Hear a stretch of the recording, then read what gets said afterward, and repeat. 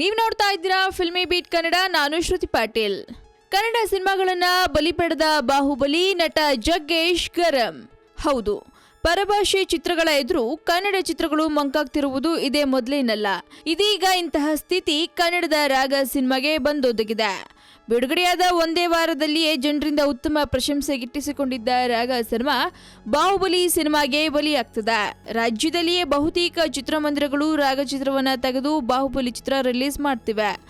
ಆದ್ರೆ ಈ ಬಗ್ಗೆ ಯಾವೊಬ್ಬ ನಟನು ಕೂಡ ಮಾತನಾಡ್ತಿಲ್ವಂತೆ. ಇದಕ್ಕೆ ನಟ ಜಗ್ಗೇಶ್ ನೀಡುವ ಕಾರಣ ಏನ್ ಗೊತ್ತಾ?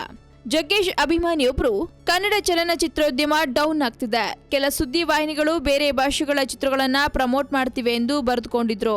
ಇದಕ್ಕೆ ಜಗ್ಗೇಶ್ ಪ್ರತಿಕ್ರಿಯೆ ನೀಡಿದ್ದಾರೆ. ಪಾಪ, ನಿಮ್ಗಿದು ಹೊಸ ನೋವು, ನಮ್ಗೆ ಈ ನೋವು 34 ವರ್ಷ ಹಿಂದಿನಿಂದ ಇದೆ, ಅದಕ್ಕೆ ನಾವು ಮೌನ ಎಂದು ಟ್ವೀಟ್ ಮಾಡಿದ್ದಾರೆ. ಒಟ್ಟಾರೆ ಬಾಹುಬಲಿ ಎಫೆಕ್ಟ್ ನಿಂದ ಕನ್ನಡ ಚಿತ್ರಗಳು ಥಿಯೇಟರ್ ನಿಂದ ಎತ್ತಂಗಡಿ ಆಗ್ತಿವೆ. ಇದರಿಂದ ಕನ್ನಡ ಸಿನಿಮಾಗಳಿಗೆ ಹೊಡೆತ ಬೀಳ್ತಾ ಇರೋದಂತೂ ಸುಳ್ಳಲ್ಲ. ಇದರ ಬಗ್ಗೆ ನಿಮ್ಮ ಅನಿಸಿಕೆಯನ್ನು ನಮ್ಮ ಕಮೆಂಟ್ ಬಾಕ್ಸ್ ನಲ್ಲಿ ತಿಳಿಸಿ. ಹಾಗೆ ವಿಡಿಯೋ ನಿಮ್ಗೆ ಇಷ್ಟವಾದಲ್ಲಿ ಲೈಕ್ ಮಾಡಿ, ಶೇರ್ ಮಾಡಿ, ಫಿಲ್ಮಿ ಬೀಟ್ಗೆ ಸಬ್ಸ್ಕ್ರೈಬ್ ಮಾಡಿ.